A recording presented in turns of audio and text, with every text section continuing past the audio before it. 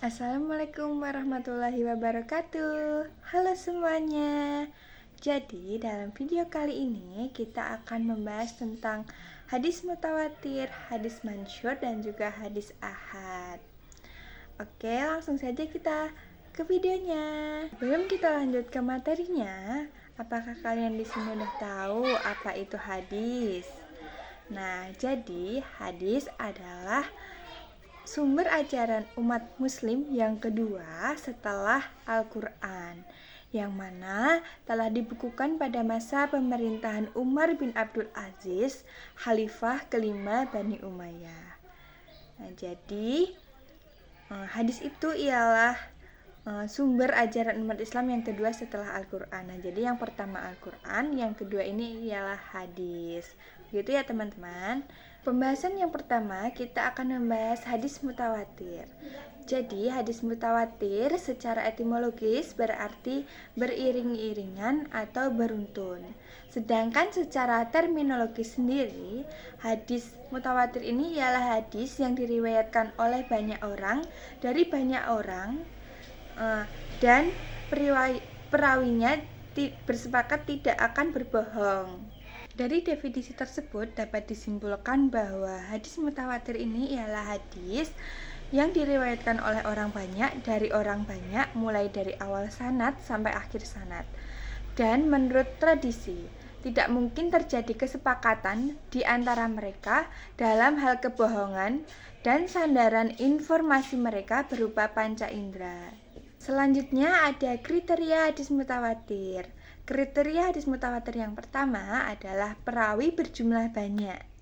Perawi hadis mutawatir harus berjumlah banyak di masing-masing tingkatan sanad atau generasi, mulai dari generasi sahabat sampai dengan tabi'in. Jumlah perawinya sendiri itu sudah ditentukan menurut pendapat yang menyatakan bahwa jumlah perawi pada hadis mutawatir minimal harus 10 orang. Kriteria hadis mutawatir yang kedua ada banyak perawi harus ada pada semua tingkatan. Jumlah perawi yang banyak seperti dibahas sebelumnya harus terjadi di semua tingkatan mulai dari awal sanad sampai dengan akhir. Selanjutnya, kriteria hadis mutawatir yang ketiga adalah tidak mungkin bersepakat untuk berbohong.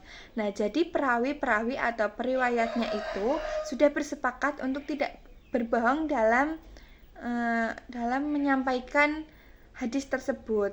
Jadi macam-macam hadis mutawatir. Macam-macam hadis mutawatir dibagi menjadi dua. Yang pertama, hadis mutawatir lazi. Hadis mutawatir lazi sendiri adalah hadis yang diriwayatkan secara mutawatir oleh orang banyak dari orang banyak, baik dari sisi lafaz maupun maknanya. Yang kedua ada hadis mutawatir maknawi. Hadis mutawatir maknawi ini adalah hadis mutawatir yang para perawinya berbeda dalam menyusun redaksi hadis tersebut, namun terdapat persesuaian atau kesamaan dalam maknanya. Materi yang terakhir dari hadis mutawatir ini ialah faedah dari hadis mutawatir itu sendiri. Nah, jadi hadis mutawatir ini memberikan faedah ilmu daruri. Apa sih itu ilmu daruri? Ilmu daruri yakni keharusan untuk menerima sesuatu yang diberikan mutawatir karena ia membawa keyakinan yang pasti dengan seyakin-yakinnya bahwa Nabi Muhammad SAW benar-benar menyabdakan atas mengerjakan sesuatu seperti yang diriwayatkan oleh rawi-rawi mutawatir. Lanjut saja kita ke materi yang kedua, yaitu hadis ahad. Suatu hadis dikatakan sebagai hadis ahad karena hadis tersebut diriwayatkan oleh hanya satu orang perawi. Hadis ahad sendiri ialah hadis yang tidak memenuhi kriteria hadis mutawatir karena jumlah perawi hadis ahad kurang dari jumlah minimal yang disyaratkan oleh hadis mutawatir sendiri. Mungkin juga jumlah perawinya cukup, tapi ada kemungkinan untuk bersepakat dalam kebohongan. Mungkin juga banyaknya perawi tidak pada semua tingkatan sanadnya, atau mungkin hadis tersebut diperoleh tidak dengan lewat panca indera sendiri. Selanjutnya ada 3 macam hadis ahad. Yang pertama hadis mansyur. Hadis mansyur ini adalah hadis yang banyak perawinya, tapi tidak sampai banyaknya itu seperti hadis mutawatir.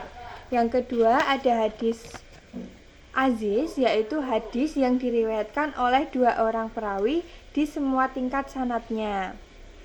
Yang ketiga ada hadis gharib, hadis yang diriwayatkan hanya 1 orang perawi saja.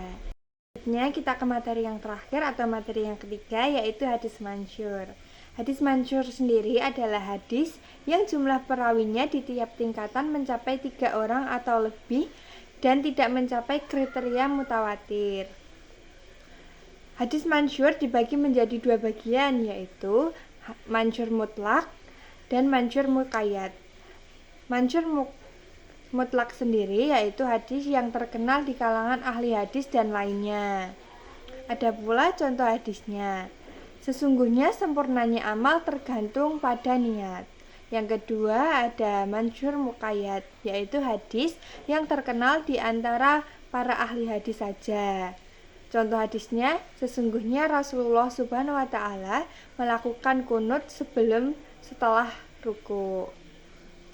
Sekian dari video kali ini. Kurang lebihnya mohon maaf. Wassalamualaikum warahmatullahi wabarakatuh.